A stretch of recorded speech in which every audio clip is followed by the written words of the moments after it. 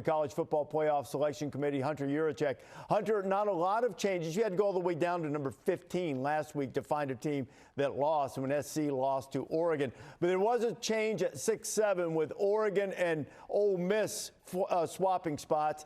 How much of an impact potentially could it be on Ole Miss if it's determined they don't have their head coach in the field? 6-7. But seriously, Rich, we didn't have any discussion about Ole Miss and their coach. That was all about Oregon and their performance against USC. Their strength of schedule continues to climb. They've been dominant on the offense and defensive side of the ball, really good in special teams. And the committee had been waiting for them to have a signature win to really put them where we thought they deserved to be. Okay, very quickly, let's go. That is part of the criteria, though. If that were to occur, then that can be part of the consideration in evaluating Ole Miss, right? It is in the protocol, but I'm not sure we will have a data point to use that as part of the protocol. What do you mean by that? That you won't have a data, meaning that you don't know what's going to happen with the coaching situation, or you will not have seen the team play without the coach? Correct. Which is correct? The latter? We will not have seen the team play without.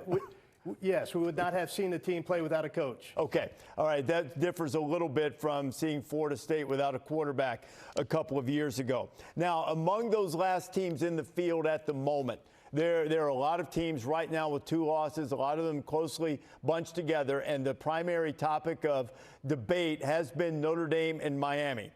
Notre Dame and Miami now, one would assume, are being evaluated in that same group against one another.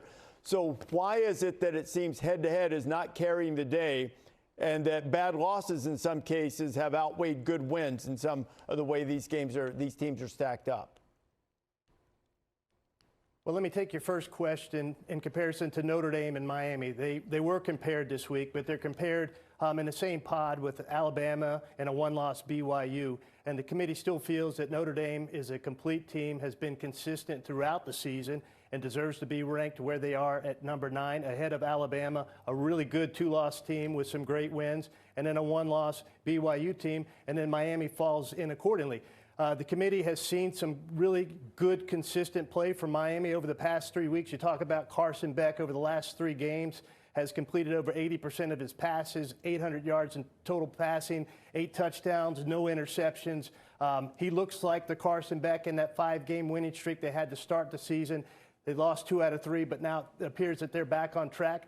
They started in this poll at 18, and now they're up to 12. They're the biggest mover so far over the past 4 weeks. All right, Hunter, we appreciate you, and we'll talk again next week. Gets closer and closer to the final rankings. Thank you, Rece. That is Hunter Yurachek, the chair of the College Football Playoff Selection Committees. We take